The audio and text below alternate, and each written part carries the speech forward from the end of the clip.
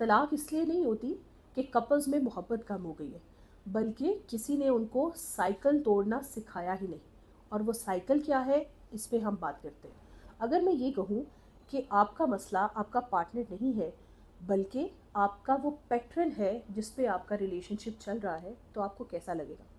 और ये जो पैटर्न है, इसकी एग्जांपल मैं आपको एक ऐसी एग्जांपल से समझाती हूँ। जैसे दो लोग डांस कर रहे हैं और आप एक ही पैटर्न पे डांस करते जा रहे हैं और एक दूसरे को ब्लेम कर रहे हैं कि तुम ठीक नहीं कर रहे ये स्टेप, तुम ठीक नहीं कर रहे स्टेप, हालांकि वो स्टेप आपको आ ही नहीं रहा। तो सबसे ज़रूरी काम ये है कि आप वो स्टेप बदल दें, रादर देन कि जो आपको चीज़ नहीं आती आप उसको करने में लग जाए। Same is a case with marriage. आपको अगर नज़र आ रहा है कि आपके पैटर्न के अंदर प्रॉब्लम है, the way your marriage is operating, आपकी मैरिज जिस तरह चल रही है उस साइकिल में प्रॉब्लम है, तो बजाय कि अपने पार्टनर को ब्लेम करें, आप उस साइकिल को तोड़ने की और सबसे पहले उसको समझने की कोशिश करें। सो ये साइकिल क्या है? फॉर एग्जाम्पल, वाइफ कहती है कि तुम्हें कभी मेरा एहसास नहीं हो सकता, जो एक कैजुअल औरतें बोलती हैं, और मर्द उस पर कहता है तुम हमेशा मुझ पर ताने लगाती हो, तुम इल्ज़ाम लगाती हो, तुम ब्लेम करती हो। And then there is a complete silence, दोनों चुप होके बैठ गए। अब औरत के दिमाग में ये चल रहा है कि ये बंदा, इसके लिए मैं इंपॉर्टेंट ही नहीं हूँ, इस वजह से ये सोच ही नहीं रहा मेरे बारे में, मुझे कुछ कह ही नहीं रहा, मैंने इसको कहा, इसको मेरा एहसास ही नहीं। और वाइस वर्सा, मर्द ये कहता है कि इसको मेरी परवाह खत्म हो गई। हालांकि at the back of the mind दोनों एक दूसरे की परवाह कर रहे हैं, लेकिन ये साइकिल को नहीं समझ रहे। अब साइकिल क्या है कि जो बंदा डर रहा है, हमें ये लगता है कि वो बंदा एक तरह से अपना एक्सप्रेशन नहीं कर पा रहा और वो पैनिक कर रहा है, उससे डिलीवर नहीं किया जा रहा। हालांकि जो बंदा गुस्सा कर रहा है, जैसे मेल ज़्यादा गुस्सा करते हैं, at the back of the mind वो गुस्सा इसलिए करते हैं क्योंकि दे वांट कनेक्शन। वो बेसिकली टूटे हुए हैं बार बार ये ब्लेम सुनकर, अपने आप को क्रिटिसाइज करके।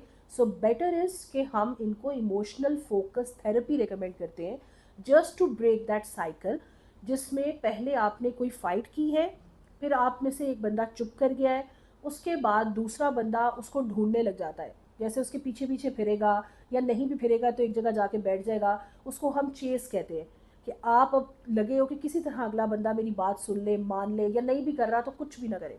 ठीक है, वो स्टेज आती है फोर्थ, दैट इज विदड्रॉ। आप कहते हो इस बंदे में कोई इंप्रूवमेंट नहीं हो सकती, मेरा इसके साथ गुजारा नहीं है, and you and that decision कि मैं इसके साथ नहीं रह सकती, मैं डाइवोर्स लूँगी। सो इन सारी चीज़ों से अब तरीका कैसे हम बाहर निकले, that is where emotional focus therapy plays a role, जिसमें हम सिखाते हैं कि आपका पार्टनर बुरा नहीं है, आपका साइकिल डिस्टर्ब है, and there is a need to understand that cycle. Focus therapy में हम समझाते हैं कि शौहर हिटलर नहीं है, वो बुरा नहीं है, all you have to identify is the cycle pattern जिसमें आप फंस गए हैं। हम इमोशनल फोकस थेरेपी रिकमेंड करते हैं, जिसमें हम बताते हैं कि जो शौहर है वो दुश्मन नहीं है, वो बुरा इंसान नहीं है।